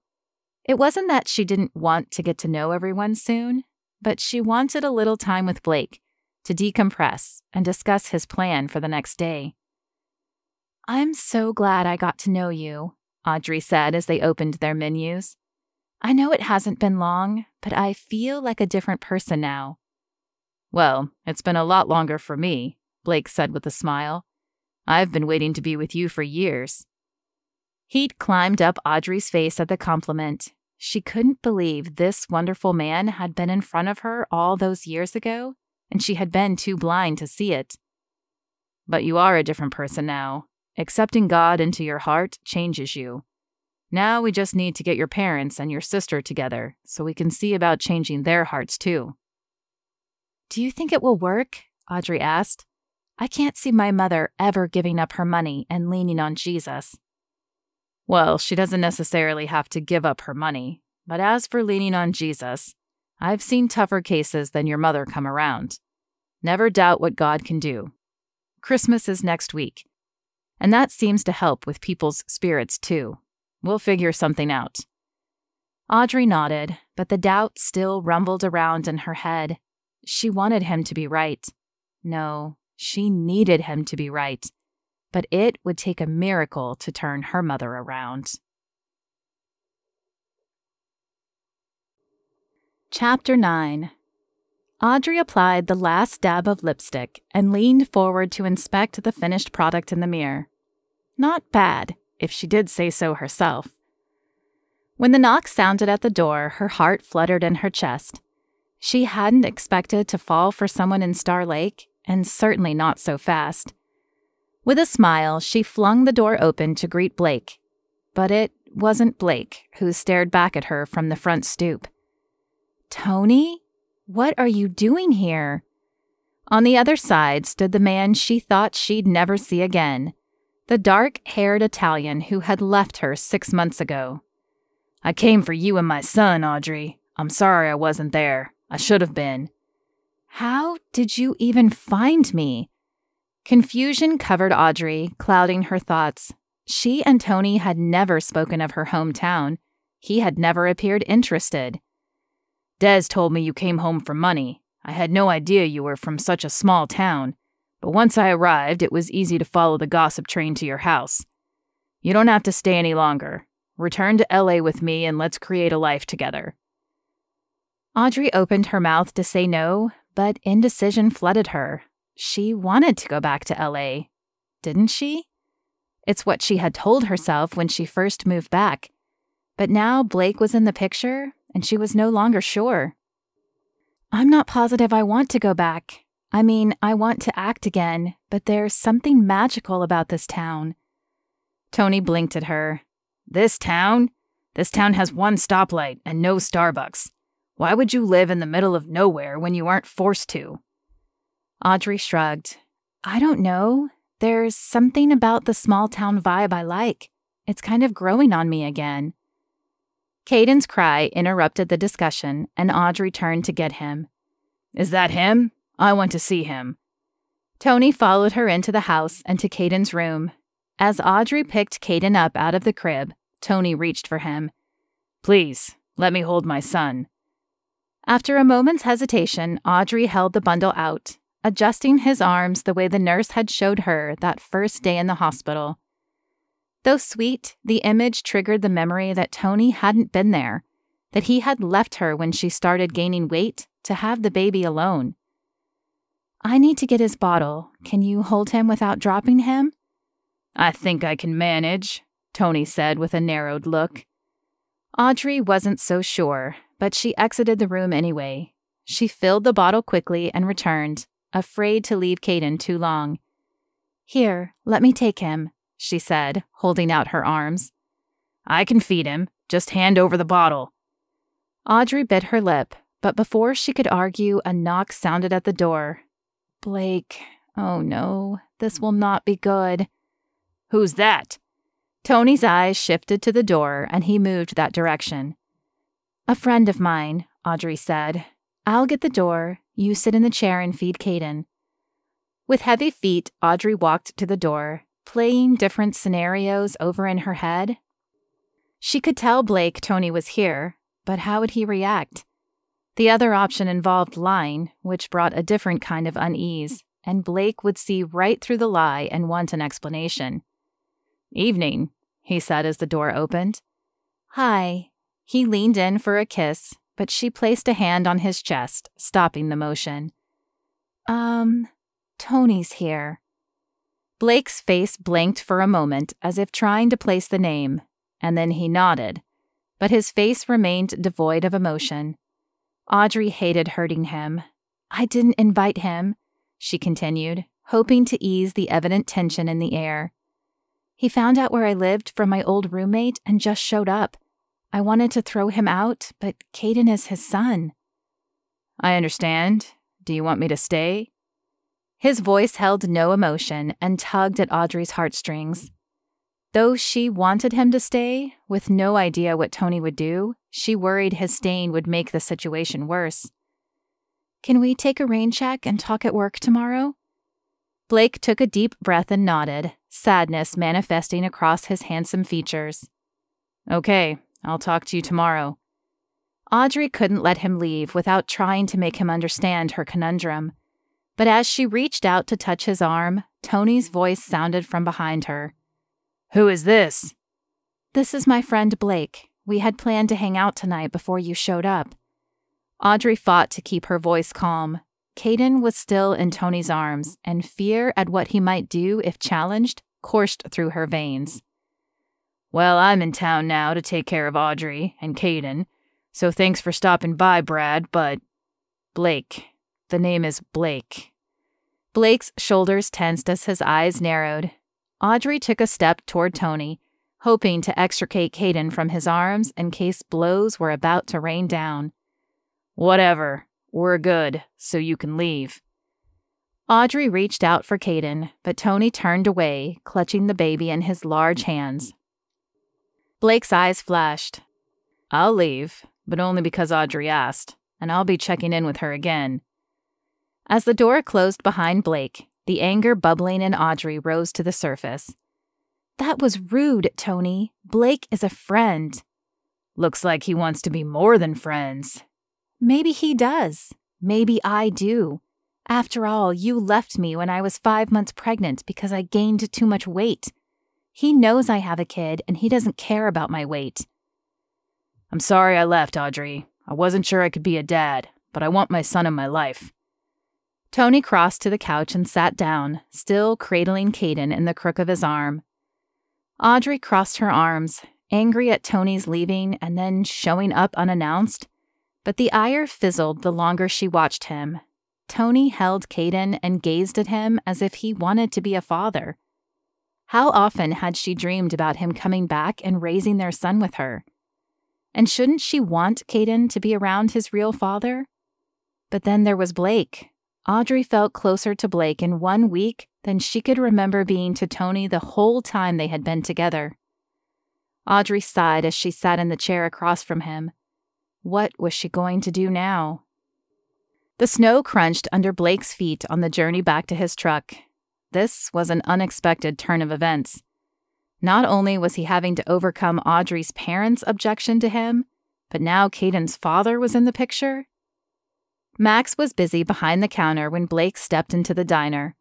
He chose the last empty seat at the counter, next to Ned. "Hello, Blake. Where is your pretty friend tonight?" Ned asked, closing his book and turning his attention on Blake. Blake shook his head, not wanting to drudge through the issue with Ned, whom he rarely spoke to. Something came up. Max, overhearing the exchange, shot Blake a questioning look. "Just a burger for now," Blake said, knowing Max would want the full story later. Max nodded and put the order in, and when the burger arrived, Blake tried to eat it, but couldn't muster the desire to finish it. An hour later, the last customer left. After locking the door and flipping the sign to closed, Max walked back to the counter and sat next to Blake. "Okay, spill it. What's going on?" A long, deep sigh spilled out. "We were supposed to meet tonight and brainstorm ways to smooth the issue with her parents, But when I got there, Tony was there. Max's brow furrowed. Who's Tony again? Caden's father. Evidently, he just showed up unannounced, and she seemed unsure of what to do. I think I love her, but I don't want to keep a child from his father. I don't know what to do. Blake dropped his head into his hands. Max clapped a hand on his shoulder. Hey, I know I'm not as religious as you, but don't you always say God knows best? I think the best thing you can do is wait. Let her know you're there, but wait and see what happens. Blake raised his head to regard his friend. I wasn't sure you had been listening, but I'm glad some of my advice wore off on you. It's nice to hear it back, but it doesn't make it any easier to follow. It never does, my friend, Max said. Chapter 10. How long do you plan on staying, Tony? Audrey asked as she cleaned the dinner dishes. After Blake's exit, Audrey had whipped up dinner, hoping Tony would eat and leave, but he appeared in no hurry to leave. Leave? I'm not leaving. This is my son, and I'm taking you both back to California. Audrey sighed and turned off the water. Tony, you didn't understand. I'm not going back. I'm enjoying being home. A sneer crossed Tony's face as he stood and closed the distance between them. Are you sure you're not enjoying your new boyfriend? Audrey stepped back as fear flooded her body. Tony had never been violent, but she didn't like the vibe he was emitting. It's not like that. Blake is a Christian who hasn't pressured me to do anything, unlike someone else from my past. While Audrey had been interested in Tony, things had moved at a faster pace because Tony had pushed. Perhaps if Audrey had been stronger, she would have noticed some of the less desirable traits Tony possessed and run instead of jumping into bed with him. I never had to pressure you, Tony said with a sadistic laugh. You would have done anything to get ahead and land a starring role. Anger replaced the fear as the realization he had never cared for her sunk in. You took advantage of me, Tony snorted. It's Hollywood, baby. What did you expect? You do what you must to get ahead and succeed.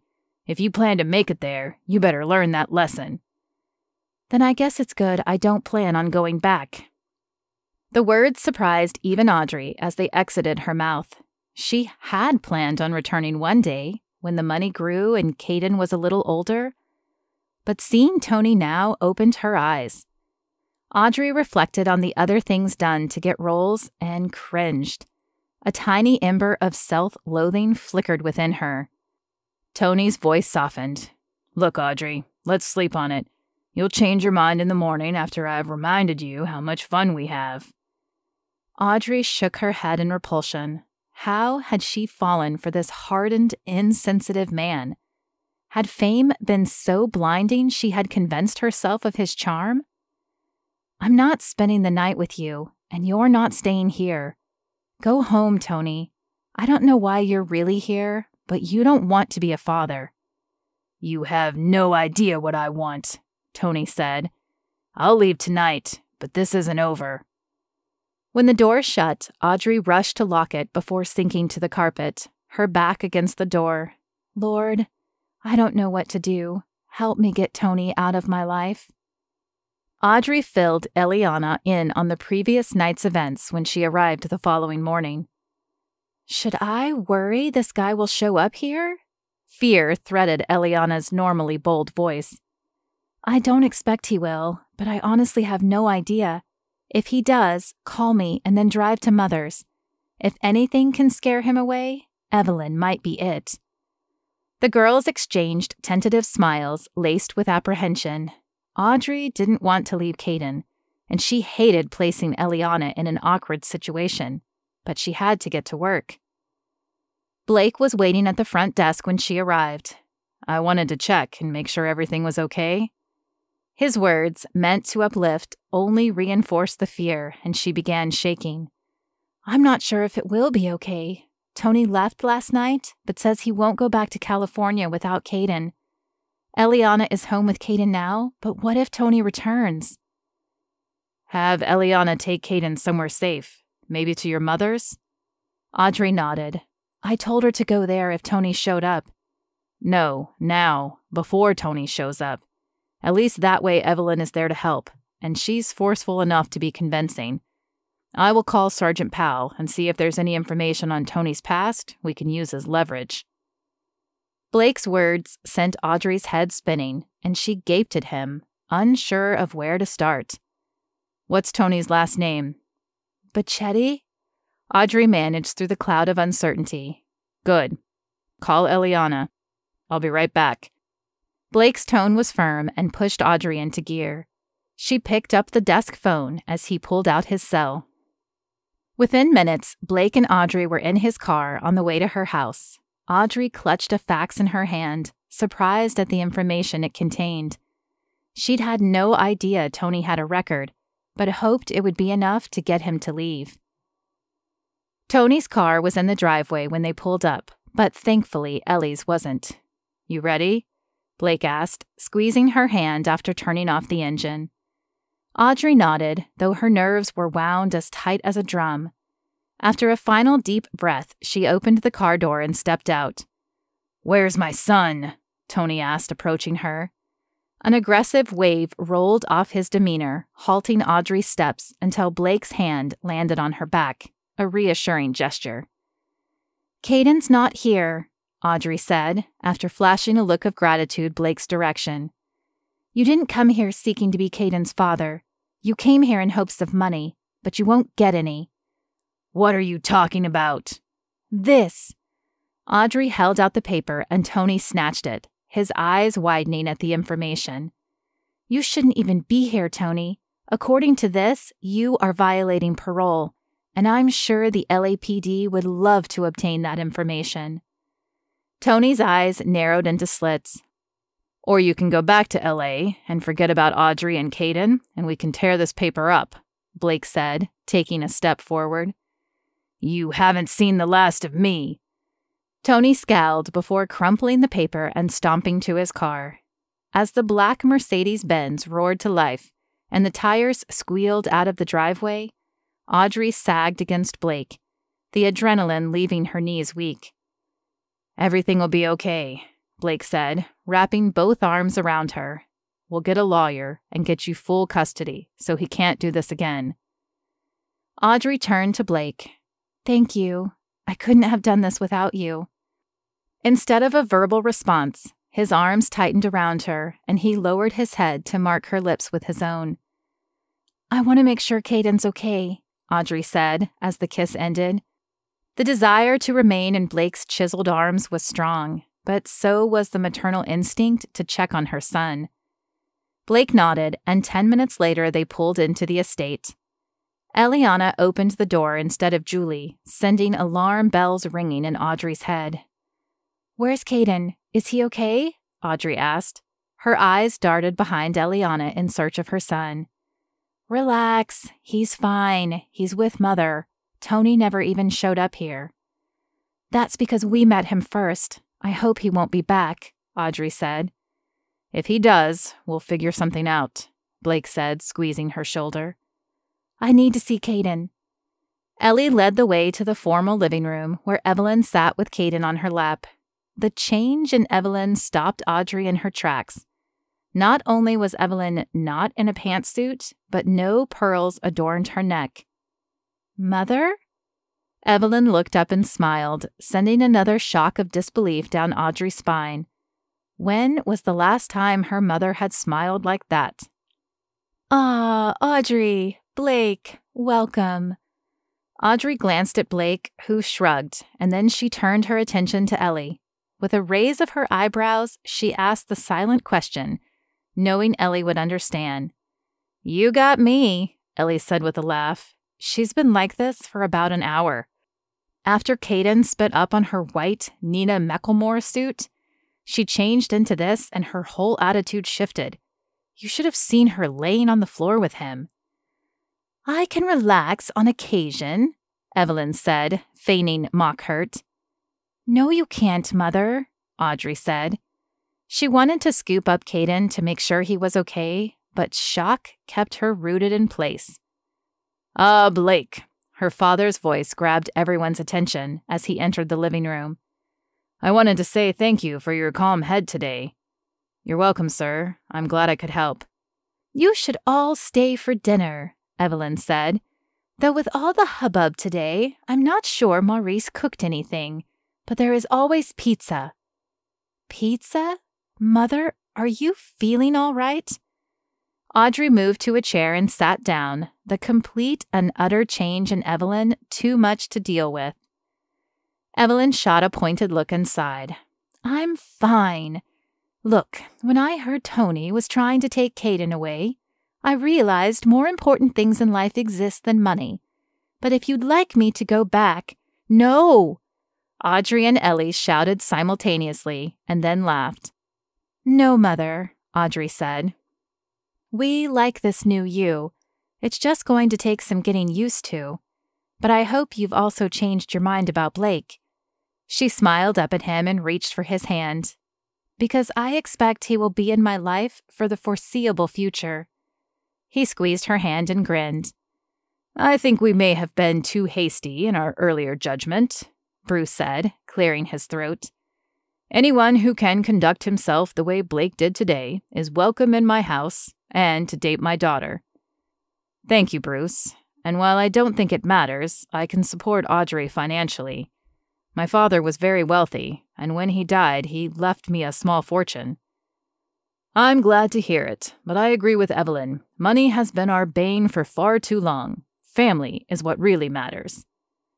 Audrey and Ellie shared another glance, and Audrey knew Ellie was wondering the same thing. Was this for real? And would it last? "I think you should stay here," Evelyn said as the family retired into the living room after dinner. "At least until we know Tony has left town." Audrey shook her head.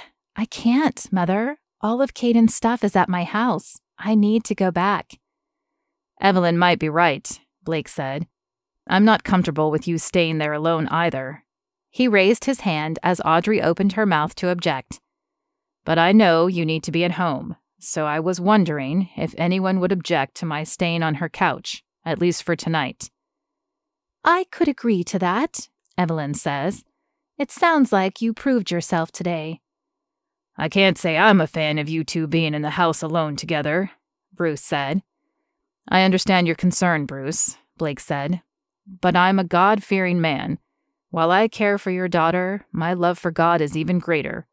I assure you I will do nothing to harm that relationship or your daughter's virtue."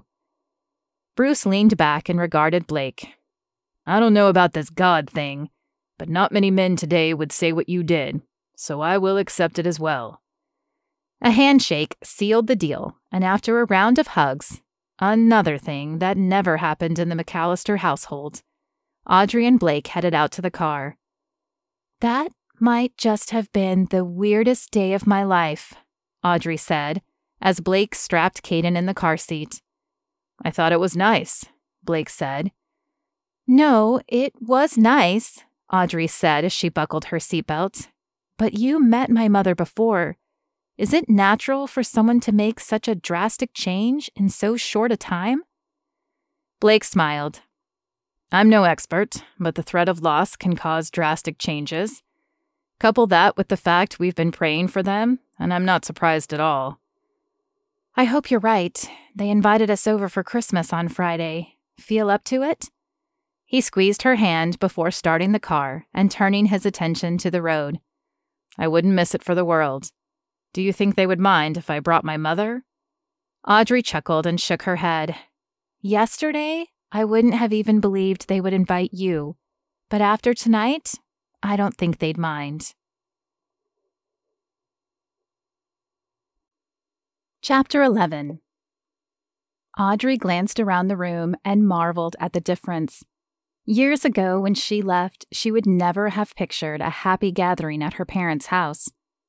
Blake had told her the Christmas party was often held at work, but Evelyn had hired a last-minute decorator to adorn the house so it would exude a welcoming and Christmassy air for the party.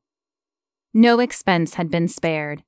A 12-foot tree, complete with lights and decorations, sat near the fireplace, and twinkle lights hung from the beams in the ceiling, Garland draped across nearly every surface, and fake snowflakes hung from invisible threads. Even more surprising was that half the town had showed up at the McAllisters' invite. Max and Layla stood by the long table sipping eggnog or cider. Ned and Amelia sat on one of the white couches, looking like uncomfortable statues, afraid to touch anything.